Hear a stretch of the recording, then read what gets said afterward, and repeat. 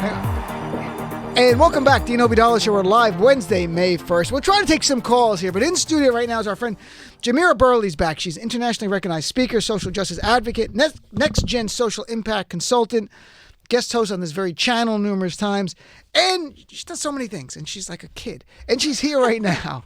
How are you, my friend? I'm so good. Thank you for having me again. And thanks for calling me a kid. And my little sister called me ancient the other day. So wow, how old's your feeling sister? Good. She's like a child? She's 22, so she's a Gen Zer. And so, Gen Z, millennials, the conflict. I'm much younger than I look, but Trump is aging me. I'm 24. Like, he's really killing me. And so I was in a boy band just like 2 years ago, and then Trump becomes elected president. I look like Zayn Malik, and now look what happened to me. So basically, you aged like a president. I did. Right? It's funny. Yeah, this fun. Like usually presidents age, he ages us, Trump, which is the bizarreness of all this. You were on last time. We talked about all your advocacy work and just issues of the day, which we're talking about today. I didn't know at all your personal story. There was a video that you had put on Twitter from a project done, and now this news, which people may or may not know if you're on Twitter or social media. Your story is stunning. I mean, it was like jaw-dropping. I had to actually Google to make sure it was about you. Not that I didn't believe it, but I just didn't. You thought I was an actor in the video. Understandable. No, not an actor. No, I'm like, is this the same Jamira? Because here I want you to tell your story. I had no idea where you were growing up. I don't usually find out where people coming on the show where they grew up or where they went through it. It's not something I'm Googling. Like I go to your Twitter feed to see what people are talking about. But so when they come on, we talk about it and stuff. So this video was here and made me click on it. And your story is remarkable. And I want you to share some of it. Just it's because of it. You're here sitting here. You're a snapshot of who you are today on May 1st. But what brought you here says so much about who you are. So you grew up in Philadelphia. I did. I grew up in West Philadelphia, to be exact. I went to the same high school as Will Smith. Fun fact. Really? Different years, of course. Right. Much different years. Older. But I grew up in Philadelphia, and as mentioned in the video, I am one of 16 children. I have there's 13 brothers, and there's 3 girls out of all of them, and I have 10 older brothers. And by the time I was 16 years old, I had watched as all 10 of my older brothers get in and out of incarceration, and which was based on the cycle of both my parents being in and out of incarceration for either short or long periods of time, for drug or non-related drug offenses. I grew up as the product of the crack epidemic and the war on drugs, right? So, which was heavily focused in the 90s in Philadelphia.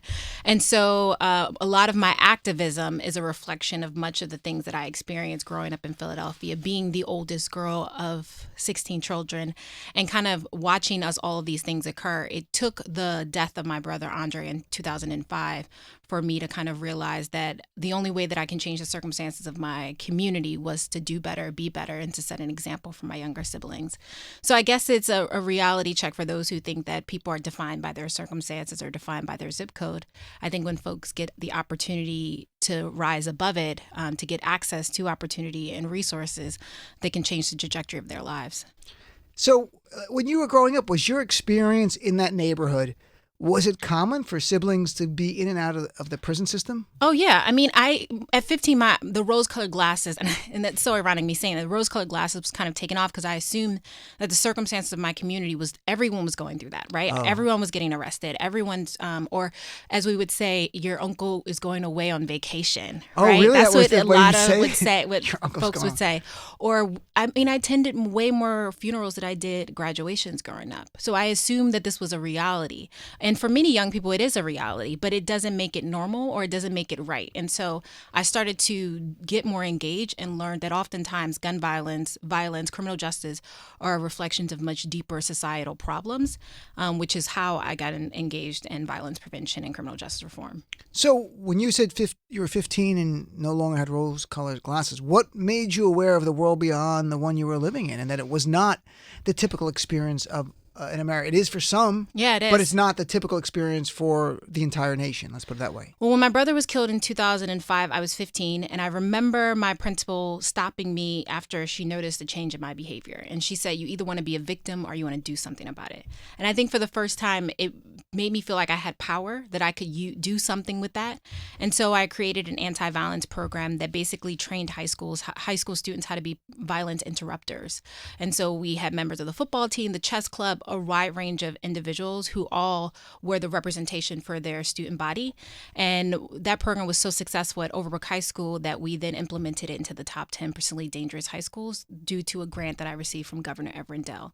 And later on, that curriculum was then pushed out to the wider school district of Philadelphia to look at restorative practices instead of, locking kids up. Right. And it's funny, I was telling you before you came on, I just had Van Jones on last week to talk about the new CNN series he hosts, Redemption Project, which is about restorative justice.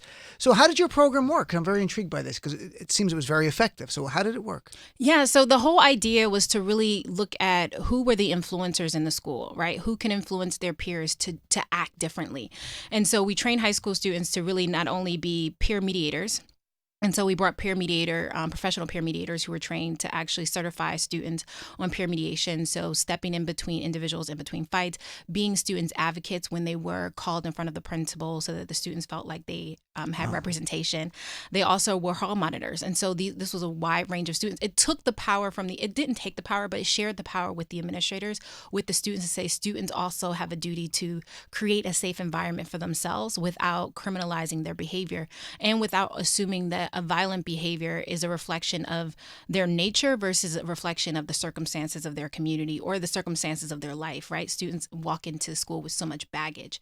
And so that was our idea, is training students to be violence interrupters, peer mediators, and to really set the tone for what a safe community looked like for us through the eyes of students.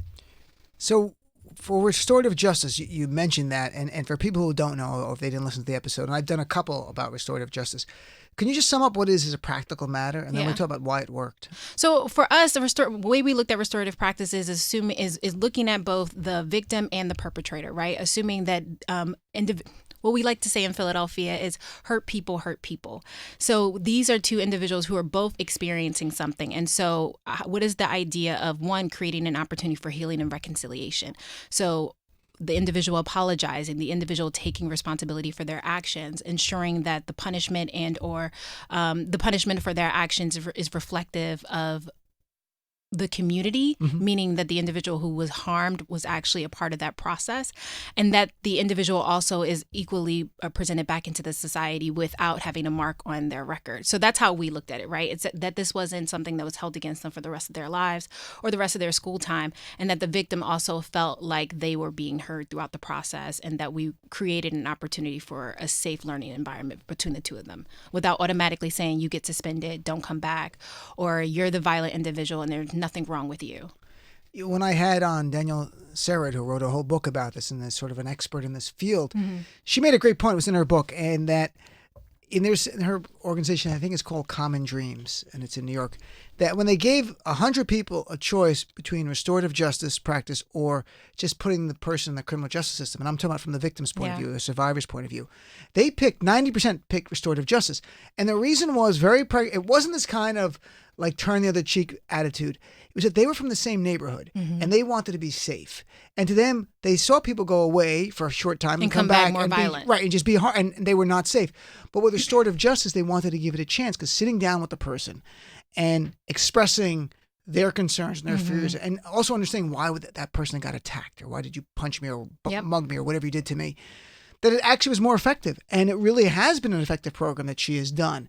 And it was stunning to me, because you grow up in a society where the idea of law and order, and you see Trump saying it, and for generations before, even Democrats were saying it. Let's be blunt. The crime bill Democrats were very involved in it.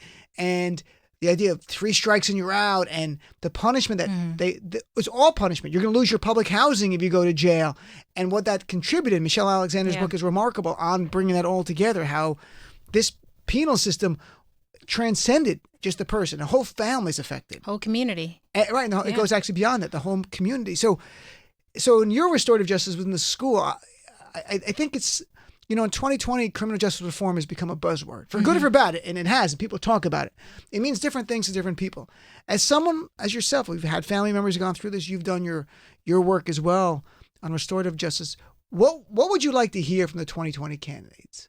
Well, one, I would like to hear that criminal justice reform is a priority, meaning looking at policies and practices that racially profile individuals or gender biases, right? Ensuring that no policy is either racially or gender biased, or able-bodied people are being discriminated against. And also looking at programs and policies that actually look at restorative practices for the entire family, right? A holistic approach, recognizing you can reform an individual, but if they have to go back into the society in which actually harmed them or created them in the first place, you're doing no real justice. And also, I would say when we look at issues like marijuana, right, it's becoming also a buzzword and is being utilized and profited by mostly the white upper middle class. How can we ensure that those who have been penalized, punished, and their lives destroyed for so long can also find some sort of redemption and their record cleared? So I would have to say it's a holistic approach. It's definitely not.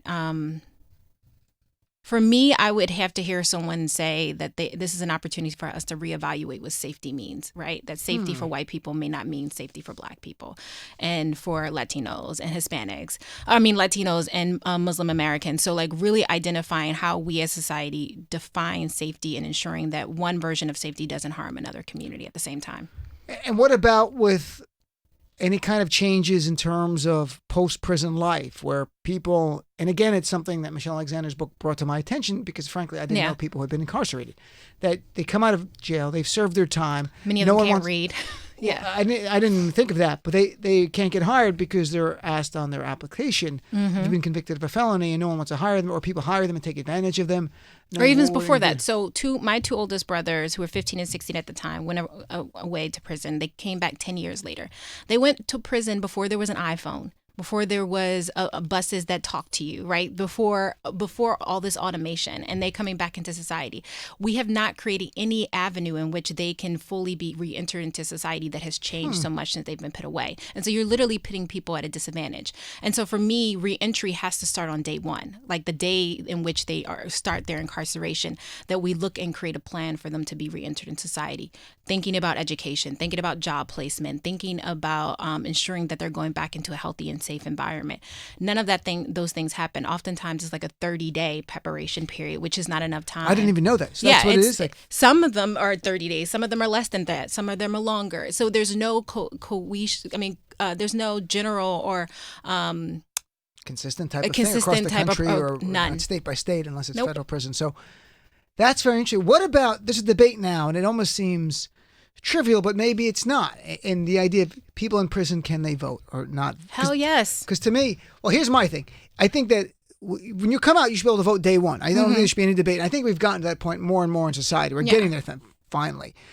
To me, like you said, your father before he came on is behind bars for the rest of his life. Yep. For me, if someone's behind bars, explain to me, like if they're coming out, I think they should be able to vote because that's part of getting them ready for society. Yeah. So at some point in the process, just like we have a great gradation of criminal punishment, like if you commit a felony, A level, you have a different penalty. If you have a C level or misdemeanor, there's different penalties.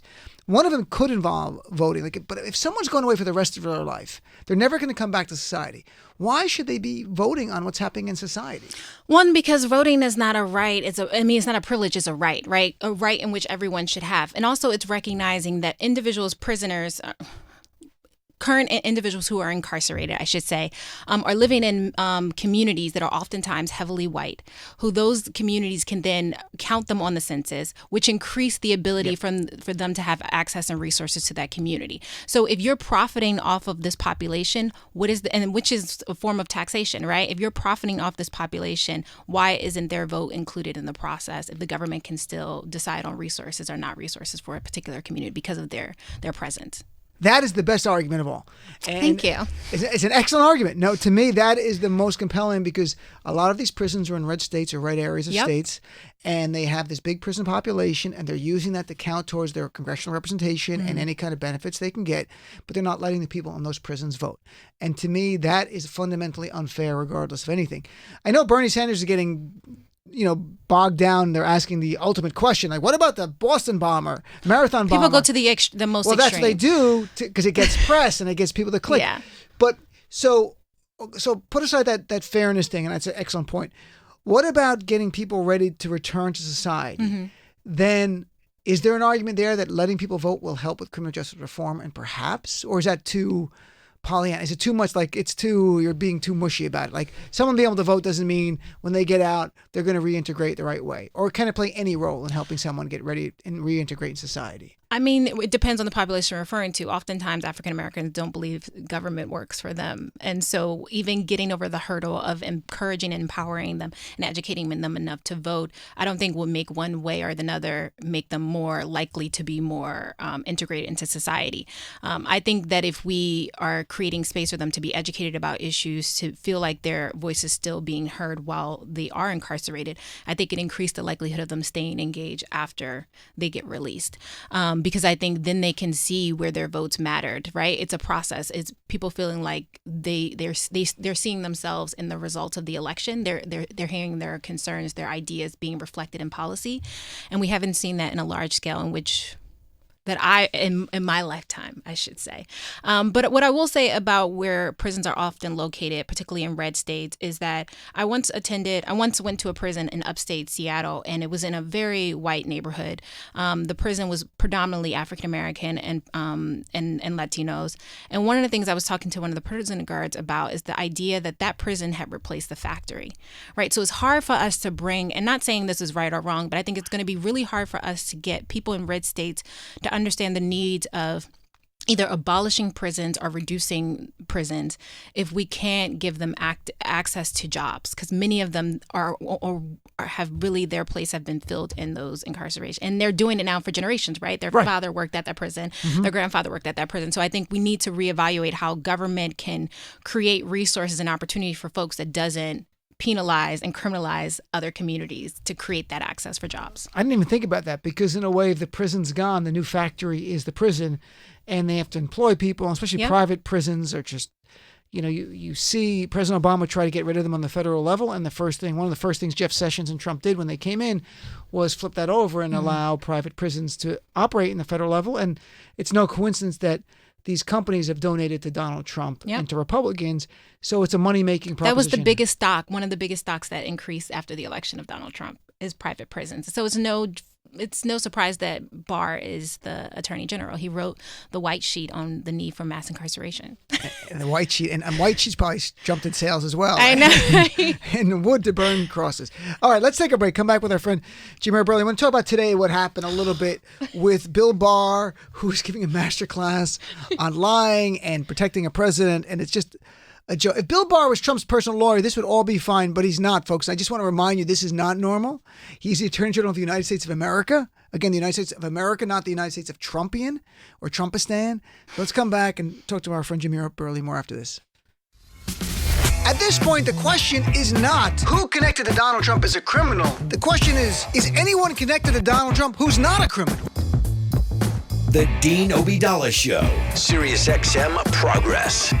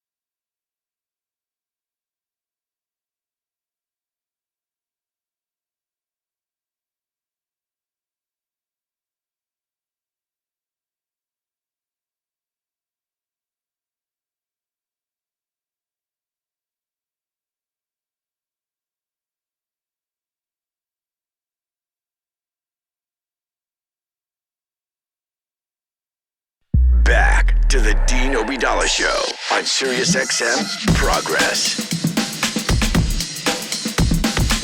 And welcome back, Dean Obeidallah Show. We're living in Alice in Wonderland, Crazyville, folks. May 1st, live right here with our friend Jamira Burley. So, Jamira, let's talk about Bill Barr's testimony. This, to me, I got to play after Lindsey Graham and a bunch of Republicans talked about Hillary Clinton's emails today, May 1st, 2019, when they're there talking about the Mueller report and Russia attacking our government, our election and everything. Here was Dick Durbin, a Democrat, just calling BS on all of us. Here's clip number 3, please.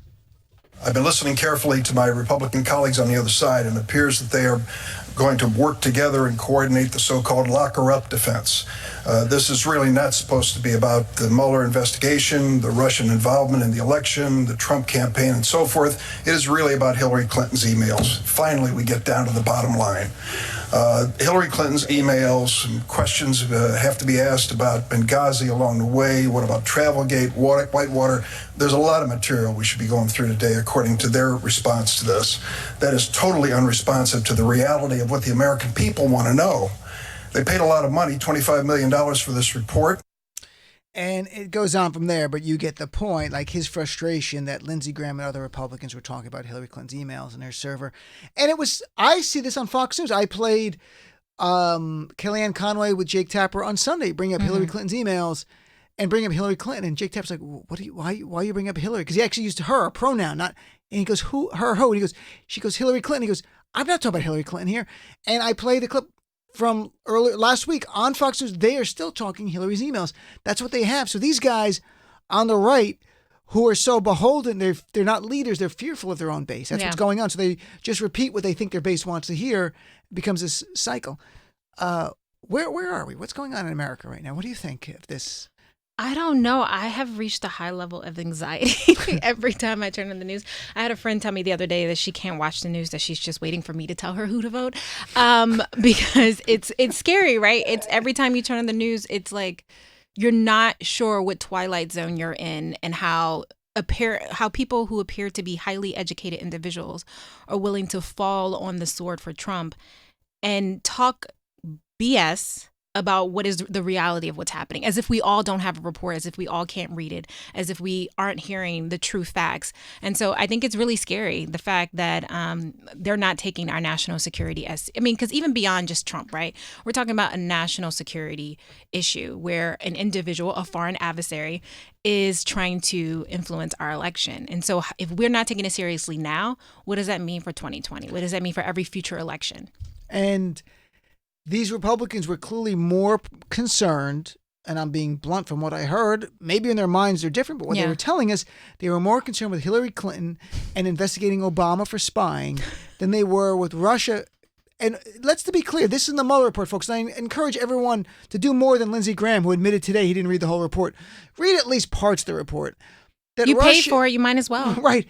And this wasn't like a few hackers in Russia. This was the GRU unit. It was a military attack on our elections, and they should have been fuming over that. Instead, you heard no anger towards Russia whatsoever. The anger was towards Hillary Clinton and spying, and we got to find out who started this investigation.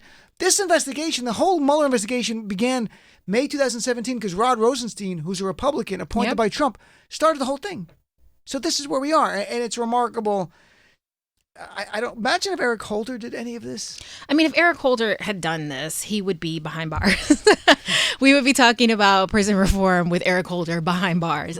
He wouldn't have been able to do it. And also the Democratic Party wouldn't have allowed him to do it, which I think is a very different reality of what we're facing with the Republican Party, is that they're willing to stand behind Trump, regardless of what he says, regardless of what he does, regardless of what the evidence says.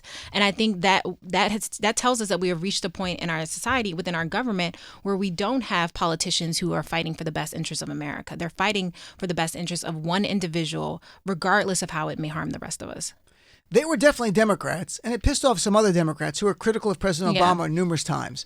And it did piss off some other Democrats, but they still spoke out. Yeah, they did, which I think is refreshing from what we're now facing, to say the least. So let's talk about the 2020 race. There's some other issues I want to talk about, but I want to get your reaction. 2020 race right now. I'm excited. Not really. Can all the bees like sit down? There's all the bees. You got all the bees. Biden, Bernie. Well, I mean, new polls show.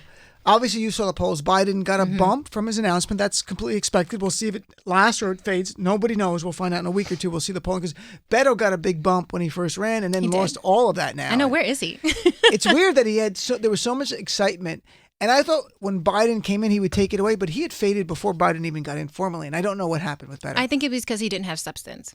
And they could be. But then look, Buttigieg, the mayor, is actually saying, I don't have policies right now because he's a post-policy candidate. I mean, just humorous, but he's likable. He's charismatic. He doesn't wear a suit jacket. He takes the train to Harlem. He eats fried chicken, hot sauce on the side. With Reverend Al. And Reverend Al's eating whole wheat. Did you see whole wheat toast? Yes, Reverend Al and tea. I'm like, what diet is this? He's on a diet. Like, I know the Then Rev why a little go bit, there of all places? but that's then? what the Rev brings everyone. He brought Kamala Harris there too. There is a vegan soul food place in Harlem too. He could have took them there. He brought Sylvia's is an institution in New York, so that's why he brought it there. But it was funny to see the picture. Like the Rev should have had nothing. Instead, you've got Buttigieg having this huge fried plate. chicken and collard greens and all this stuff, and there's the Rev with. It's like if you switched it was like the white guy was eating one thing, like the wheat toast would be something like some white guy in a diet would be eating. So it was like Thanksgiving in a fast. So what do you think? Well, let me ask you, do you, and be brutally honest? Oh, I'm always. What would you be upset if Biden becomes the nominee? No, I actually like Biden. Okay. I just think America needs something different. I like Biden. I think he has his flaws. I think we should definitely hold him to the same standards we held Hillary. So a whole bunch of things we criticize her for, we can criticize him for because he actually voted for it or worked on the policy. 1993 crime bill, right? Exactly. So there's a lot of things. I want us to hold every one of their feet to the fire to get better policies, to get things on the record.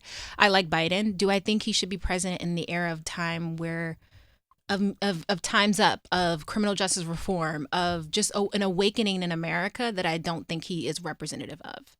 So, but I wouldn't be mad. I would vote. Well, there was a new poll that came out, and you even tweeted about it, but there was a poll, Morning Consult poll about just yesterday, Joe Biden, all the Democrats, and who was leading among black voters. And Biden at 43%, Sanders at 20%, Senator Harris at 10%. Do you think it's because people are familiar with Biden or that he was the vice president, that Barack Obama? Or do you think there's excitement in the African-American community? And I'm forcing you to speak for the entire community, sorry. I love speaking for the entire African-American community. Hi, everyone. Do you know Baratuni Thurston? Yes, my I friend, love he has the Baratuni. book about, how to be black, and there's a whole chapter on how to be the black pundit and stuff like that. It's very fun. I know Baratuni for a long time. So, in any event, what do you think? It's all speculation. There's no right or wrong answer. But why do you think Biden is he's doubling Sanders and 4 times the support of Senator Harris? I mean, I'm hoping that is the excitement of his announcement. And for Biden, I'm hoping that is also the excitement that he ran for president before. He has a huge name recognition. And I think what's interesting with Harris is that while she doesn't have a huge name recognition compared to the 2 top runners, she's moving. There's growth. There's Definitely. areas for growth for her. And so I think this is an opportunity for us to continue to question them, to continue to ask for policy recommendations and continue to remind them of past deeds that they've done. I'm a little, I don't really, I can't stand Bernie, but I would vote for him. I like in 2016, to be clear, and I've been clear on this show, in the 2016 primary, I supported Bernie. I really like him a great deal. I don't judge you for it. I like his policy thing. Then I became an official surrogate for Hillary Clinton, speaking to people in the Muslim community to no avail, but I still spoke to various states for her. And because trying to get them excited was too hard. But some voted, but some just were like, I'm like, you've got to vote. But what about, I was at Reverend Al's National Action Network conference. I went to a few days, and almost all of 2020 candidates, Biden did not announce, so he was not there. And Liz Warren got a great response. Yeah. Senator Harris got a very good response, but it was not nearly the response of someone else who was not running, Stacey Abrams. Yeah. Exploded when Stacey went on stage. Of course. And I have to be honest, I think Beto got as much of a response at the intro, because Beto had just announced, I think the crowd was excited he was there, as Senator Harris. And she got nice applause in between during her speech. Very well respected. People liked her a lot when I spoke afterwards. But I think Bernie actually got more response during his speech when he talked about certain issues. And then Liz Warren did really well on issues like universal child care. But my point was, I didn't get a sense this crowd was enamored with Senator Harris in a way that they knew her for a long time and really like, oh, it's our person. We love her. It was not that. It was like, we're going to watch her like everyone else. Everyone's auditioning for us. It was the same exact reaction. Is that in any way surprising? Or is that... I don't think it's surprising, especially when you compare her to Stacey. I mean, Stacey's just a firehouse, but and Stacey also doesn't have any legislative or policy things that she's done that she is on record for, which is very different than Harris, and particularly considering her history as a DA. And so I think it's a different ball game, especially in the era of criminal justice reform. That being said, I also think that we can't overlook misogyny, right? Even within the Black community, especially within the not unique to your community. It's not. It's every community has. I'm Muslim. Believe me. Oh, we sure. got plenty. So, I'm sure. Don't go that far.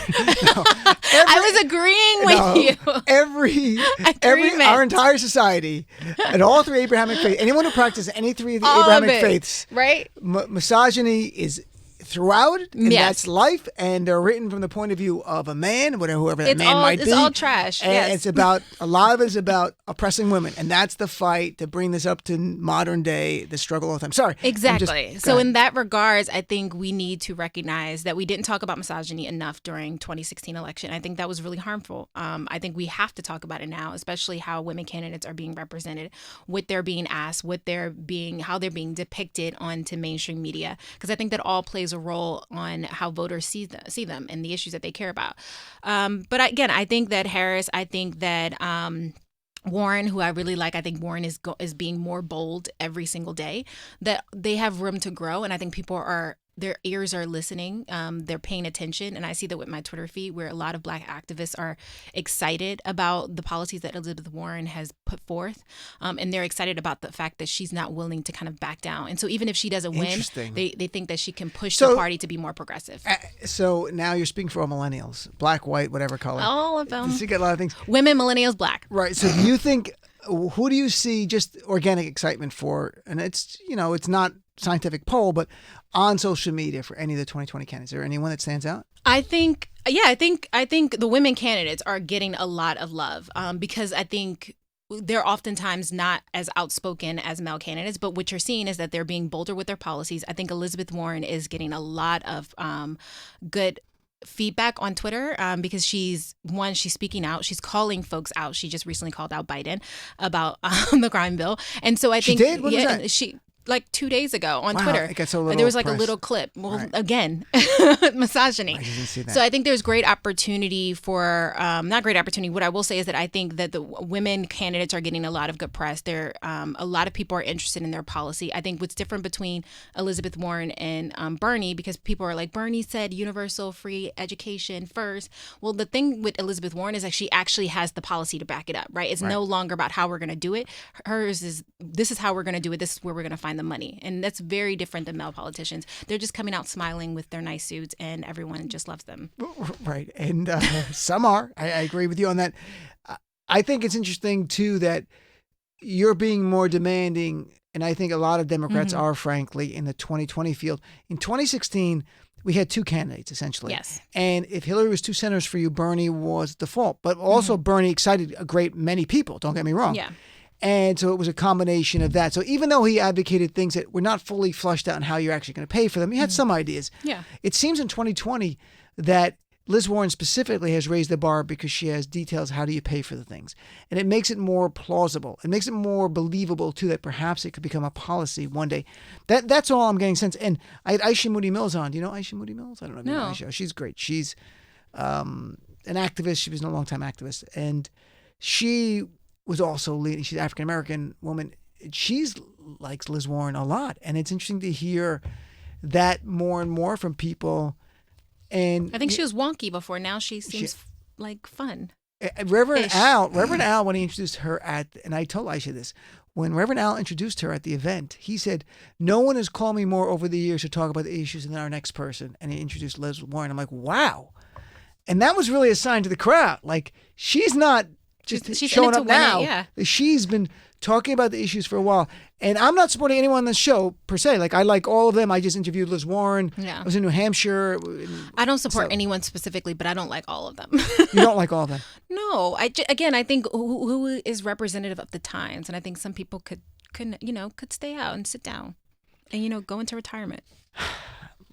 Look, particularly. the beauty of this is that the democracy, the capitalism of democracy, if that makes sense, is going to play out for us all. I agree. I don't mean raising the money part. I mean, we're going to have the first debates end of June. We had Tom Perez on earlier who went through for everyone so they can hear it, how you qualify for a debate and how you're going to make one of the two nights. They're both prime time. There's no early debate. There's no kids table. That's good. He made it very clear. You have to either, I think it's like 60,000 individual contributions or a certain polling number. But I think almost 18 have qualified, and they're going to literally pull 18 out of the 20? so That's far. good. They might get to 20. Are literally going to pull straws to see which night you're on. Mm-hmm. But they're both prime time, and so you get to see it. So one night could be all the big names one night. It would really screw just because it's pure luck. Yeah. Or it could be a night where it's completely even. It will never be completely even, or whatever it might be. Mm-hmm. But his point was they learned from the sense of 2016 where there were many Bernie supporters who felt they were slighted by the DNC. Mm-hmm. And he is doing everything he can to avoid that because unity is the key to winning against Donald Trump. And we know that's agree. true. So let's take a break. Come back more with our friend Jamira Burley right here after this on the Dean Obeidallah Show. The Dean Obeidallah Show. My slogan for Trump in 2020, Trump for prison 2020. Sirius XM Progress.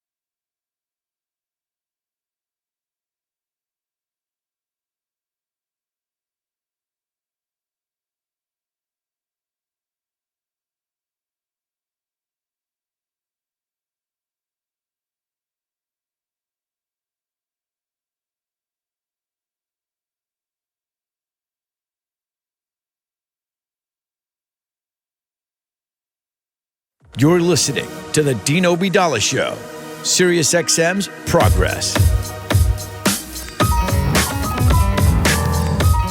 And welcome back. Dean Obeidallah Show. We're live May 1st. So quick thing, folks. Do you want to help deal with your credit card bills? Are they piling up? Interest rates in double digits. What are you going to do about it? Well, we got a new sponsor, Lightstream, a division of SunTrust Bank, one of the biggest banks. And they've got a great new credit card consolidation loan from Lightstream. Fixed rates starting as low as 5.95%. 5.95%. great. You could save thousands in interest. And guess what? If you get a loan between $5,000 and $100,000, there are no fees. This is what's remarkable about Lightstream. Again, it's the division of SunTrust, so it's one of the nation's largest financial institutions, it's a bank you can trust. And because you listen to the show, you get a special deal, a lower interest rate. That's right, actually a lower interest rate. I'm saving you money, folks. What more could you want from me? Go to lightstream.com/Dean. That's lightstream.com/Dean. So it's light like the light and stream like the river stream.com. Check it out. If you're looking for a loan for credit card consolidation, it's perfect for you. Or other consumer loans as well. If you want to buy a pony, it's on their website. They're the place to go to. I'm not even kidding you.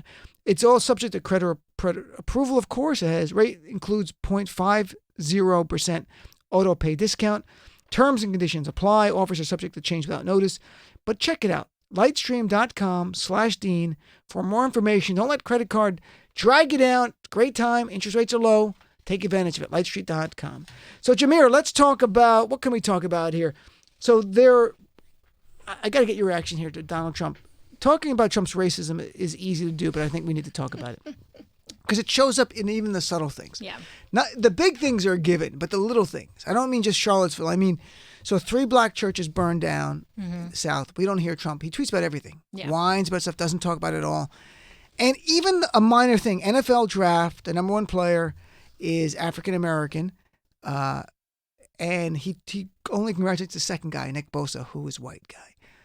And people called out both things. And it's very clear to me, what's going on here? This could not be more clear. Am I missing something? No, it's very clear, and I think it's a language to his supporters, right? It's a language to his supporters about who he represents and what he represents, and not talking about black churches, particularly as he talked about giving support to Paris for the burning of a church in Paris, Notre Dame, I think is a reflective of his values. And that's why I don't get how anyone in his administration or any of his voters who are people of color can claim that he's not racist. Every single action, at least once a week at this point, is a reflection that he is indeed racist and should be removed from office as soon as possible. So, yeah. That's why I don't get it when people are like, I'm a Republican and I voted for Trump. How the fuck are you a black person and you voted for Trump? Tell me how. Well, his support's around 6 or 7% among African Americans. Last time I saw. That's still too high for me. Well, it's remarkable, whatever disconnect in people's brains when you're like, because I'll talk to Muslims here and there. There's not many left who like Trump. There was in 2016 more for their own reasons, whatever it might have been. Now, there was a new poll that came out today. And there's not many that break down the religion, but this one did because it was from an organization involved with Georgetown. And he has about 16% among Muslims support. Yeah. I'm like, how? Why is it 1%? He's trying to literally kill y'all here. And demonize Congressman Omar and demonize all Muslims by doing that and saying Islam hates us. And are they conservatives, fiscally conservative? Well, that's the thing. Like but in 2000 election, more Muslims voted for Republican than Democrats because you have a lot of Muslims who are doctors and successful business people. That's the true 1%. And they wanted low interest rates and low taxes and less regulations. But now that's switched. Now we are completely converted over to Democrats. Yeah. And this new poll that came out today, I'm writing about it tomorrow, in fact, shows now Democrats get about 75% of our vote. And the rest it sprinkles down. Only a small percentage actually are Republicans now. So it's kind of flipped. But if there's a Muslim now who supports Donald Trump, I want to talk to them and try. I don't want to understand them in the sense of oh, that makes sense. I want to understand what is wrong with you? What happened in your life that have you been abused all your life? Why would you support a guy who's demonizing our community? It's caused a spike in hate crimes. Do you not care about anyone else? Because they're thinking about their wallet. They're thinking about their individual pockets and not the welfare of everyone else. I knew people who voted for Hillary Clinton who knew that if she would have won, they would have paid more in taxes, right? That their business would have paid more in taxes.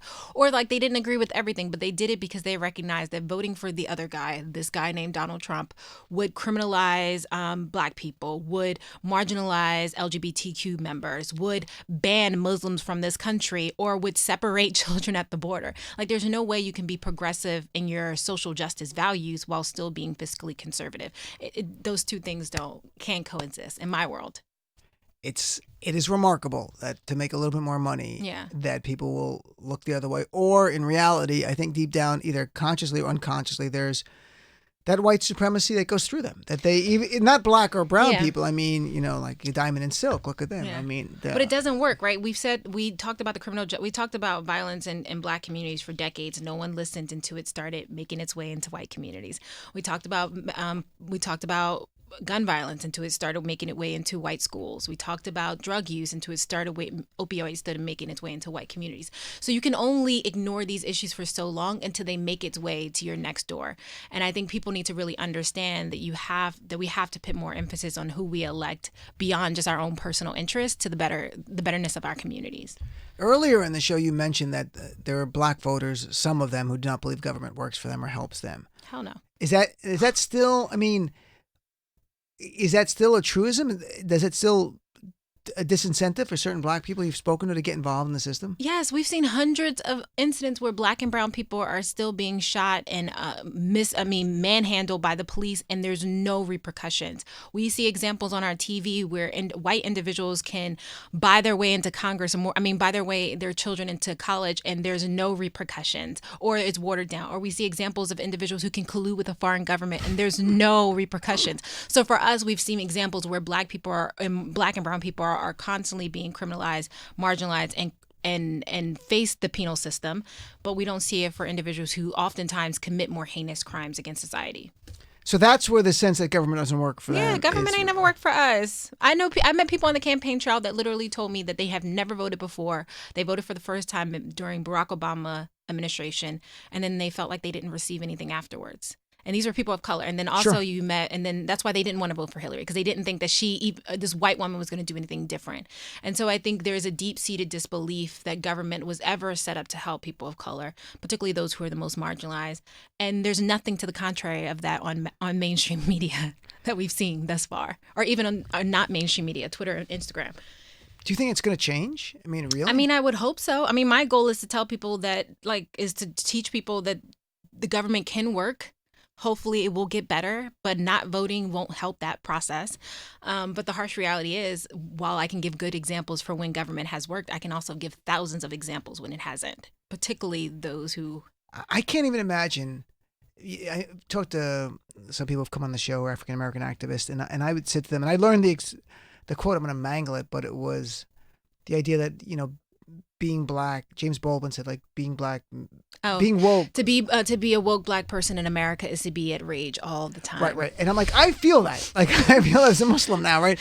But I'm like, when you watch the injustice to the Muslim community is much more recent. Mm-hmm. To see it from the beginning of time, the beginning of coming on the soil 400 years ago, through today, still an injustice. Different levels, of course.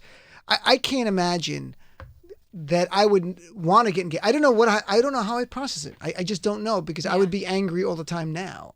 All the time. But but the goal is to not be angry, because then you become less optimistic and you don't do the work that needs to be done. So, I mean, the goal is to recognize that there are flaws while also looking at potential. All right, we're going to take our break as I go to my Malcolm X stage phase as a Muslim. All right, be right back after this. Dean Obadallah Show on Sirius XM Progress 127.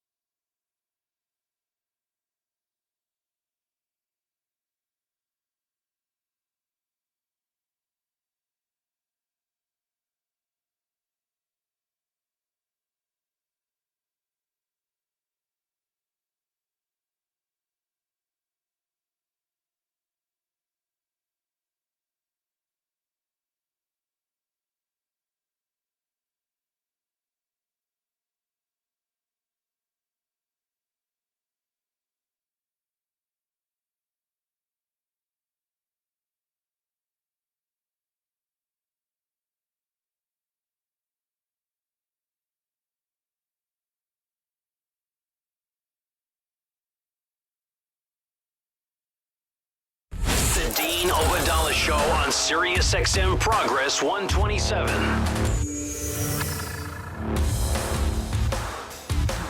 And welcome back, Dean Obadala Show. Our last minute here, Jamira Burley. So if people want to follow you on Twitter, check out the video about that compelling video about your family and such. Where can they go on Twitter? You can find me on Twitter at Jamira Burley. That's JamiraBurley. And I am, of course, at Dean Obadala, needy, waiting for you to follow me there. Thanks for tuning in. Thanks for being on, Jamira, and coming in studio and spending the hour with it. I really appreciate it. Be back tomorrow, all new Not Live show. And thank you for listening all night. Again, Dean at deanofradio.com. If you want to drop me an email, it's Dean at deanofradio.com. Have a great night. Look forward to chatting with you right here tomorrow night on Sirius XM Progress 127.